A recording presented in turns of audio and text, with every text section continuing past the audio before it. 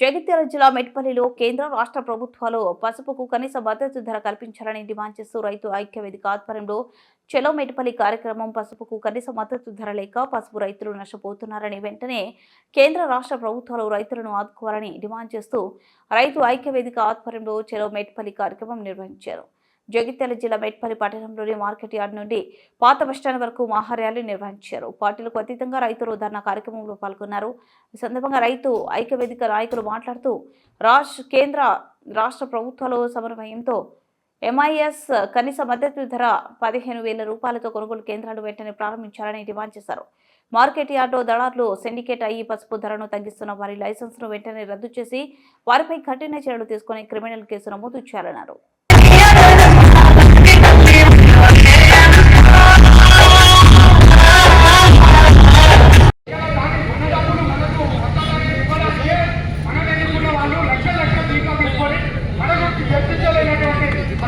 మన ముక్త కంఠంతో ఇక్కడ ఉన్న ఎమ్మెల్యేలు గారిని ఎంపీలు గారు అందరూ పార్టీలకు అతీతంగా మన సమావేశాల్లో ఒత్తిడి పెట్టాలి.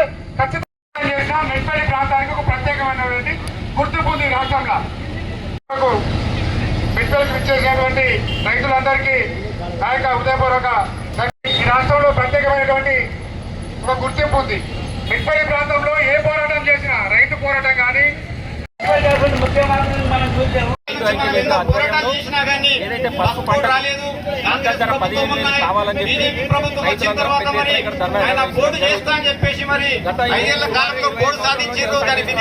ప్రకటించి మరి బడ్జెట్ కేటాయింపులు జరిపి మద్దతు ధర కూడా చేయాలని చెప్పేసి మనమంతా మద్దతు ధర లేని పోయేందుకనేటువంటిది మనమందరం కొట్లాడుతున్నాం.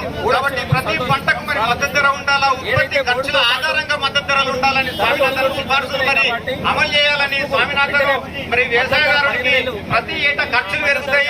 ట్రాక్టర్ ఖర్చులు కానీ డీజిల్ పెరిగినప్పుడు ట్రాక్టర్ ఖర్చులు, లేబర్ ఖర్చులు ఇవన్నీ పెరుగుతాయని స్వామినాథన్ మరి ఒక కమిటీని కేంద్రం అపాయింట్ చేసింది. ఆ కమిటీ నివేదిక మరి ఎన్నో సూచనలు చేసింది కేంద్ర ప్రభుత్వానికి. ఆ ప్రభుత్వాలను ఇవల్ల మరి ఆయన చనిపోయింది కానీ ఆయనకు భారతరత్న ఇస్తున్నారు, ఎన్నో అవార్డులు వచ్చినాయి కానీ ఆయన చెప్పిన సూచనలు మాత్రం అమలు చేయకపోవడం దురదృష్టకరం. ఇప్పటికైనా కానీ రైతులమంతా ఏదో ఒక పార్టీలో ప్రతి ఒక్కరం ఉన్నాము. మనం అందరం కూడా మరి వీళ్ళ మన సమస్యల కోసం మరి మన పార్టీలను ఒకరోజు పక్కన పెట్టి కొట్లాడినట్టయితే ఎంపీలతో మన రాష్ట్ర కేంద్ర రాష్ట్ర ప్రభుత్వాలతో సమన్వయం చేసుకొని మనం అందరం కూడా వాళ్ళకి రిప్రజెంటేషన్ చేసి ఈ పద్ధతులను కూడా సాధించుకోవాలని చెప్పేసి నేను రైతులందరికీ కోరుతూ ఉన్నా. ఖచ్చితంగా మనం పార్టీ కలిసికట్టుగా పోరాడాలని చెప్పేసి కోరుతున్నాము. ధన్యవాదాలు. మీకు తగిన గుణపాఠం చెప్పే రోజులు దగ్గరలో ఉన్నాయని హెచ్చరిస్తున్నాను. అందరం కూడా 178 మంది పోటీ చేసినాము.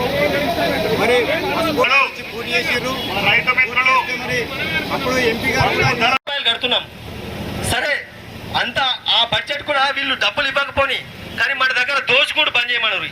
రాష్ట్ర ప్రభుత్వం కేంద్ర ప్రభుత్వానికి మనం కట్టే పన్నులల్లో బడ్జెట్లలో 26% మన బడ్జెట్లో మన వ్యవసాయ ఉత్పత్తుల మీద వారికి మనం పన్నులు చెల్లిస్తున్నాం. కనీసం 5%, 10% కూడా వాళ్ళు మనకి కేటాయిస్తలేరు. ఇవన్నీ గుర్తెరగాల. రైతు మేల్కొన్నాడు. ప్రభుత్వాలు కేంద్ర రాష్ట్ర ప్రభుత్వాలు ఇప్పటికైనా గుర్తెరిగి రైతుల విషయంలో ఎప్పుడైతే నిర్లక్ష్యం వహిస్తారో వారి ప్రభుత్వాలు కూలదొలుస్తాం. ఎవరైతే నాయకులు ఉంటారో వాళ్ళ మెడలు వంచేందుకు సిద్ధంగా ఉన్నారు రైతులు. ఇది గుర్తెరగాల ప్రతి ఒక్కరు. ఈ అవకాశం ఇచ్చిన రైతు ఐక్య వేదిక